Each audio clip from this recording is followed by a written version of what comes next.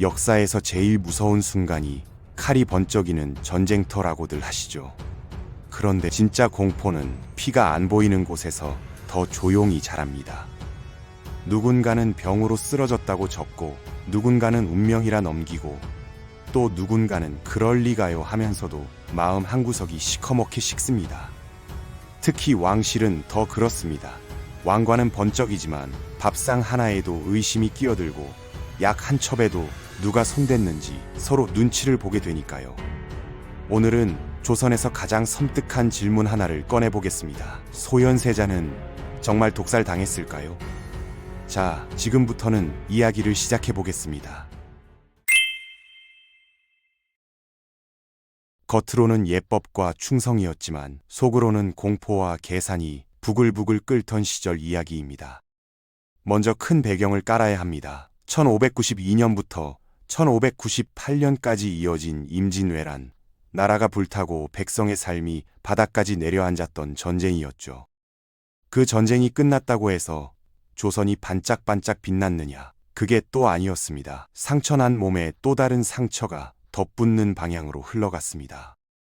전쟁 뒤 조선이 다시 일어설 기회가 있었느냐고 묻는다면 저는 분명히 있었습니다라고 말씀드리고 싶습니다. 바로 광해군 시기였지요. 광해군을 두고 폭군이라고만 기억하시는 분도 계십니다만 그 뒤에 어떤 왕이 들어섰는지 떠올리시면 생각이 조금 달라질 수 있습니다. 광해군 다음이 인조였습니다. 왕들 가운데서도 무능으로 손꼽히는 군주와 그를 떠받치던 세력의 명분 싸움이 나라 전체를 흔들었습니다. 1623년에 쿠데타가 일어나 왕이 바뀌었고 그 이듬해 1624년에는 이괄의 난까지 터지면서 한양이 휘청거렸습니다. 왕이 도망치는 장면이 나오지요. 이때부터 조선은 이념의 덫에 발목을 더 깊이 묶입니다. 친명, 척화 같은 구호가 커질수록 현실 판단은 더 딱딱해지고 백성의 숨은 더 막혔습니다.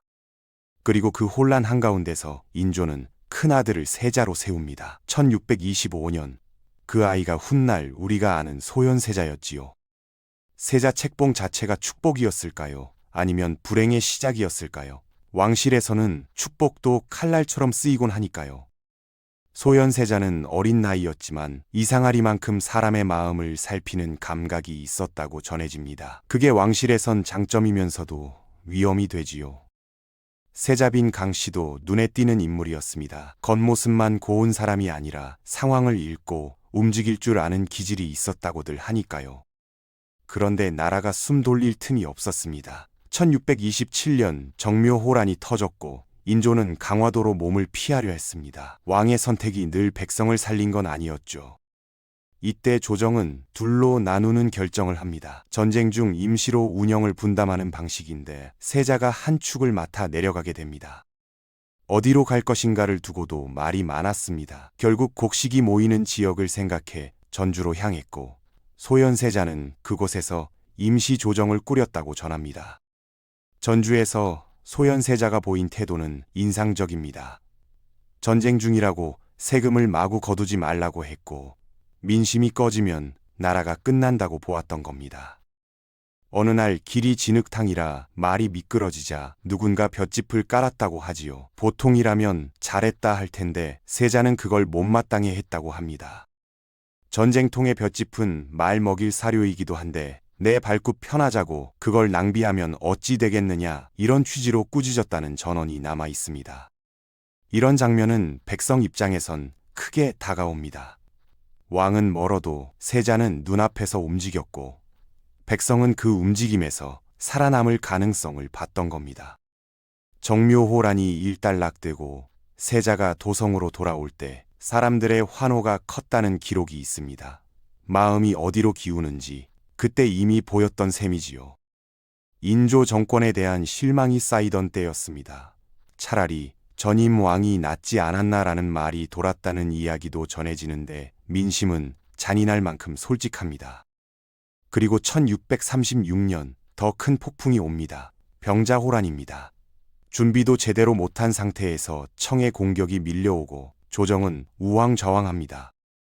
남한산성으로 들어가 버티는 장면 다들 기억하시지요? 눈발과 굶주림, 추위와 공포, 그리고 내일이 있는가 하는 절망이 성 안에 가득했습니다. 그 순간 소현세자는 울었다는 기록이 있습니다. 눈물은 약함이 아니라 책임을 어깨로 받는 사람이 흘리는 무게였을지 모릅니다.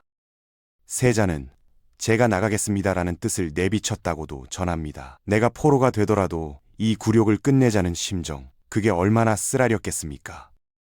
그러나 인조는 결정을 미루고 또 미룹니다. 결국 항복은 피할 수 없었고 삼전도에서 무릎 꿇는 장면이 조선의 자존심을 짓밟습니다. 문제는 그 다음입니다. 인조가 살기 위해 내민 카드가 자기 아들이었습니다.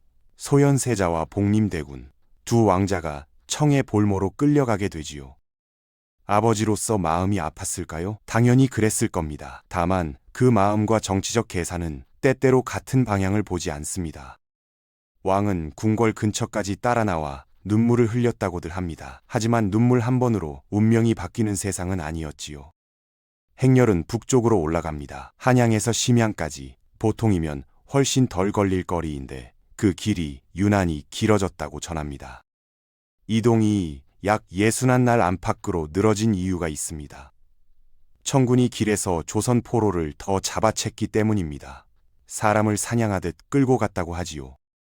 목에 밧줄을 걸고 그 밧줄이 또 다른 밧줄과 이어져 수백 명이 한 덩어리처럼 움직이는 광경을 상상해 보십시오. 왕자 눈에는 그게 어떻게 보였을까요? 심양에 도착하니 거처가 마련됩니다. 흔히 심양관이라 부르고 어떤 기록엔 고려관이라 부르기도 합니다. 그곳엔 조선 사람들이 대략 510여 명 머물렀다고도 합니다. 왕자 일행만 해도 꽤 큰 규모였습니다. 시강원, 관원, 시종, 궁녀, 호위, 무사까지 합쳐 대략 190여 명 수준이었다는 전언이 있습니다. 처음엔 청이 식량을 대주기도 했겠지요. 그런데 시간이 흐를수록 너희가 알아서 해결하라는 식으로 변해갔고 생활은 점점 더 팍팍해졌습니다. 그럼에도 소현세자는 무너지지 않습니다. 오히려 그곳에서 외교의 최전선에 서게 됩니다. 청의 고위층이 조선 문제를 물어보면 세자를 불렀다고 하지요. 당시 청의 최고 권력자였던 홍타이지도 세자를 주목합니다. 말 한마디, 태도 하나가 조선의 목숨줄이 되는 자리였으니까요. 세자는 감정을 폭발시키지도 않았고 비굴하게 굴지도 않았다고 전합니다. 정확히 말하면 겉으론 담담했지만 속은 끓고 있었을 겁니다. 인조가 세자에게 남겼다는 조언이 있습니다. 지나치게 성내지 말고 또 얕보이게 행동하지도 말라, 이런 취지였다고 하지요. 세자는 그 조언을 자기 방식으로 소화합니다. 칼을 휘두를 수 없는 자리에서 말로 칼끝을 세우는 사람처럼 행동한 겁니다. 이런 모습에 청의 왕자들과 대신들이 놀랐다는 기록이 남아 있습니다. 조선의 세자는 생각보다 단단하다는 평가가 나왔던 이유지요.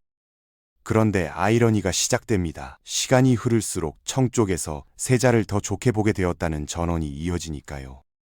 조선 입장에선 다행일까요? 위험일까요? 상대가 좋아하는 사람은 협상의 창이 되지만 동시에 갈아끼울 카드가 될 수도 있습니다. 실제로 전쟁이 끝난 뒤 조선 조정이 잠깐이라도 기세를 올리면 청에서 불쑥 이런 말이 흘러나옵니다. 왕을 바꿀 수도 있지 않느냐는 속내 말입니다. 그 말은 인조의 심장을 찌릅니다. 청이 인조 대신 소현세자를 세울 수도 있다는 공포, 그게 왕의 의심을 키우는 불쏘시개가 됩니다. 홍타이지도 인조에게 경고성 발언을 합니다. 네 아들과 둘째가 내 손에 있다는 걸 잊었느냐는 식의 압박이었지요. 이쯤 되면 인조의 마음은 복잡해집니다. 세자는 아들이지만 동시에 권좌를 위협하는 그림자처럼 보였을 가능성이 큽니다. 세자가 잠시 귀국하는 시점이 옵니다. 조선 백성들은 세자를 또 크게 반겼다고 전해집니다. 원망의 화살이 왕 대신 세자에게로 향한 장면이기도 하지요. 백성 입장에선 그럴만했습니다. 왕이 굴욕을 당한 건 사실이지만 그 굴욕의 짐을 실제로 등에 진 사람은 세자였으니까요. 하지만 인조는 그 환호를 반기지 않았습니다. 세자를 빨리 데려오자고 했던 사신을 벌주고 멀리 보냈다는 이야기도 있습니다. 네가 감히 세자를 부르자고 했느냐는 식이었다고 하지요. 왕에게 세자는 반가운 귀인이 아니라 불편한 증거물처럼 느껴졌던 겁니다. 세자에게도 가족의 비극이 있었습니다. 청이 세자를 돌려보내겠다, 대신 어린 아들을 보내라는 조건을 내거는 순간이 있었다고 전해집니다. 2살 무렵 헤어진 아이를 몇 해 뒤에 다시 만나고 또 헤어져야 하는 장면을 떠올려 보십시오. 왕자라고 해도 가슴이 찢어졌을 것입니다. 세자 내외는 심양에서 생존을 도모합니다. 청이 너희 먹을 건 너희가 마련하라는 태도로 바뀌자 스스로 농사를 짓고 살 길을 찾았다고 하지요. 일부는 왕족이 무슨 농사냐 하며 말렸지만 세자는 그게 현실이라고 판단한 듯합니다. 말하자면 조용히 실력을 쌓는 방식으로 버틴 셈이지요. 포로로 끌려온 조선인들을 돈을 모아 사서 풀어주고 함께 일하게 했다는 전언도 있습니다.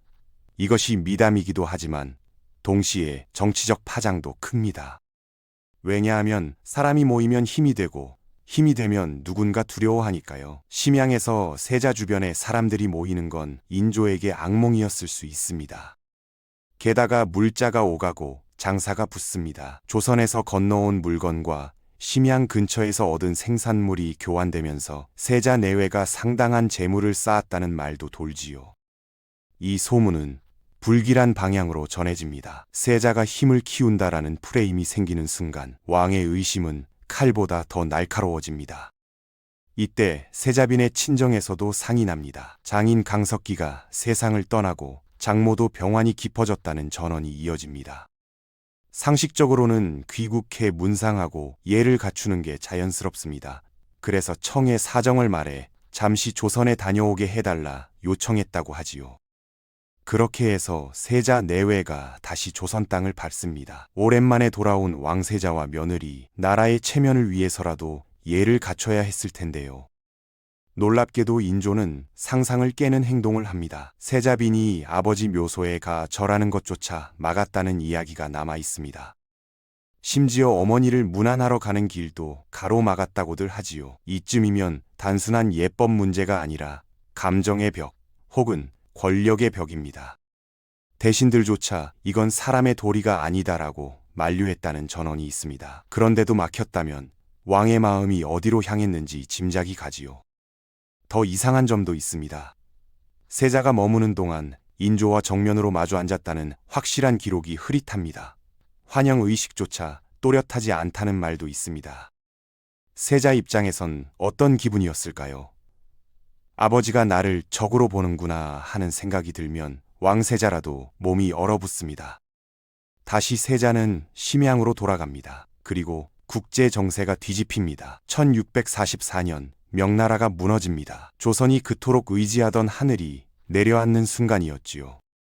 세자는 청군과 함께 이동하며 그 붕괴를 눈으로 봅니다. 소문으로 듣는 것과 성 안에서 실제로 권력이 넘어가는 장면을 보는 건 완전히 다릅니다. 청의 군대가 북경으로 진격하는 과정에서 세자는 막사 생활도 했다고 전해집니다. 그 길 위에서 그는 새 시대의 규칙을 배웠을 가능성이 큽니다. 그 무렵 조선은 청의 요구에 끌려다니기도 했습니다. 군선, 무기, 병력 등 말은 거창했지만 현실은 초라했고 그 부담은 지방 관료와 백성에게 떨어졌지요.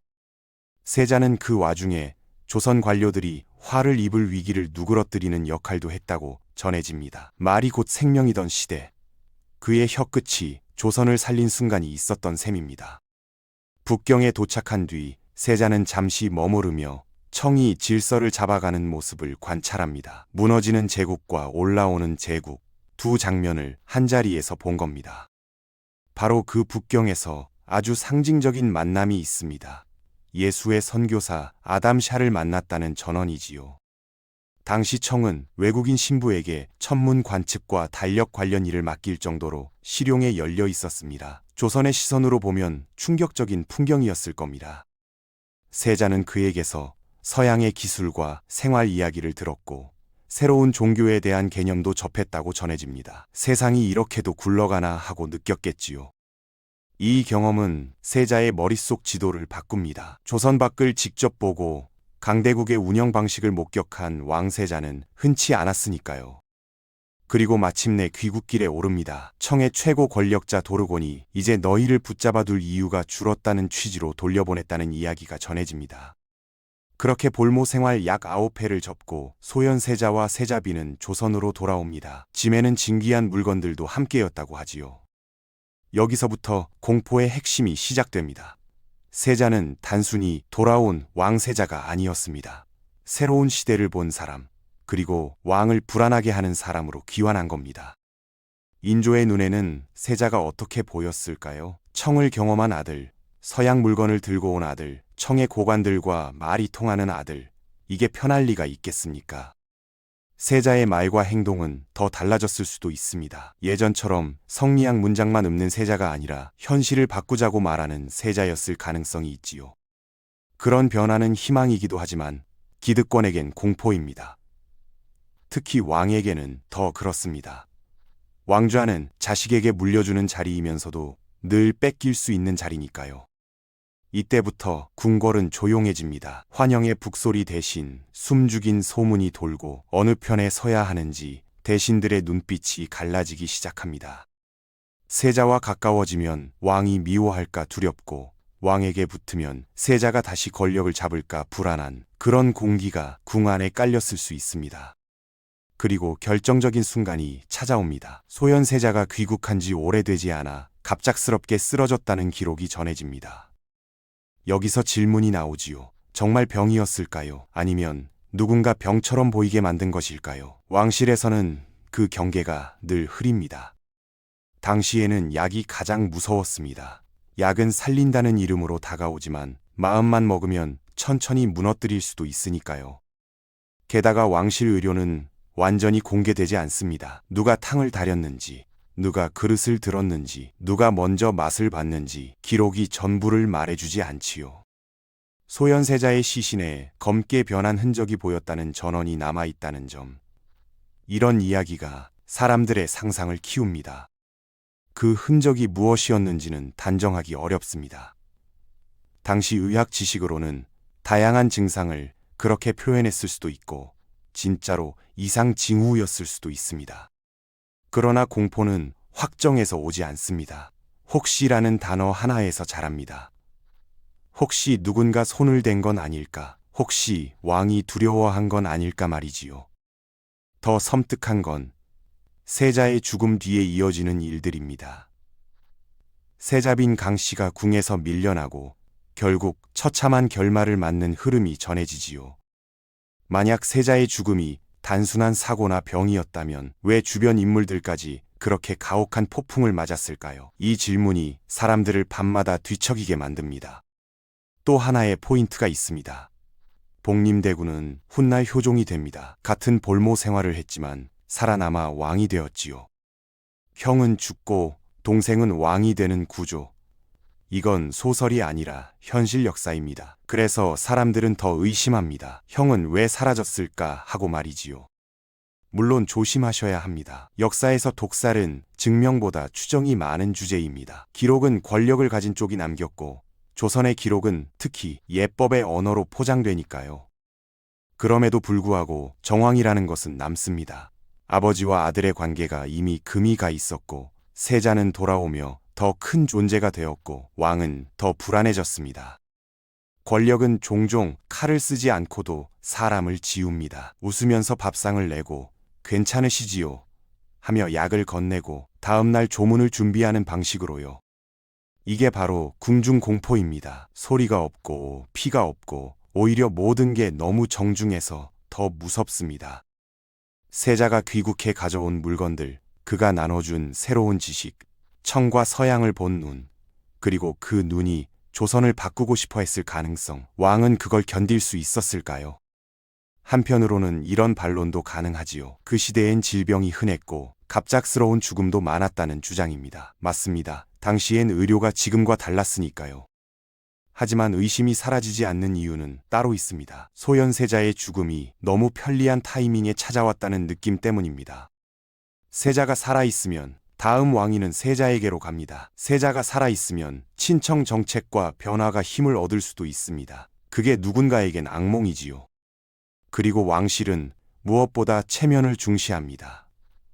그래서 진실을 드러내기보다 조용히 덮는 선택을 했을 가능성도 배제할 수 없습니다. 기록은 말합니다. 병이었다고요. 그러나 사람들의 마음은 묻습니다. 그 병은 누가 만들었지요? 라고요. 여기서 한 가지 상상을 해보십시오. 세자가 침전에서 누워있고 약그릇이 다가옵니다. 주변 사람들의 발걸음 소리가 유난히 작아집니다. 누군가는 진심으로 걱정하며 약을 올리고 누군가는 눈을 피하며 문 밖으로 물러납니다. 그리고 어떤 이는 속으로 계산기를 두드리듯 시간을 셉니다. 세자는 무엇을 느꼈을까요? 청나라 궁정에서 배운 외교 감각이라면 사람의 표정만 보고도 분위기를 읽었을 가능성이 큽니다. 그가 마지막으로 본 것은 아버지의 얼굴이었을까요? 아니면 그 얼굴을 대신한 침묵이었을까요? 기록이 답을 주지 않으니 공포는 더 오래 남습니다. 독살이든 아니든 분명한 건 하나입니다. 소현세자의 죽음은 조선이 다른 길로 갈 수 있었던 가능성을 함께 묻어버렸다는 점이지요. 만약 그가 왕이 되었다면 조선은 청을 대하는 태도가 달라졌을 수도 있고 서양 기술과 새로운 지식을 더 빨리 받아들였을 수도 있습니다. 그 가능성은 역사의 만약으로만 남습니다. 그리고 만약은 언제나 사람을 오싹하게 합니다. 현실이 아니라서 더 잔인하니까요. 그래서 오늘의 질문은 끝내 결론을 강요하지 않습니다. 다만 저는 이렇게 묻고 싶습니다. 왕실에서 가장 위험한 자리는 어디였을까요? 왕이 되는 자리도 위험하지만 왕이 되기 직전의 자리, 바로 왕세자의 자리가 더 위험했던 때가 분명히 있었습니다. 소현세자의 시대가 그랬지요. 그는 전쟁 속에서 백성을 살피는 눈을 가졌고 볼모 생활 속에서도 나라를 대신해 말을 세웠고 새로운 세상을 보며 돌아왔습니다. 그런데 돌아오자마자 쓰러졌습니다. 이 한 줄이 사람들을 의심하게 만들고 그 의심은 수백 년을 건너 지금까지도 살아 있습니다. 그러니 결론은 여러분께 남기겠습니다. 소현세자는 병으로 죽었을까요? 아니면 누군가의 두려움이 그를 조용히 지워버린 걸까요? 확실한 답이 없어서 더 무섭습니다.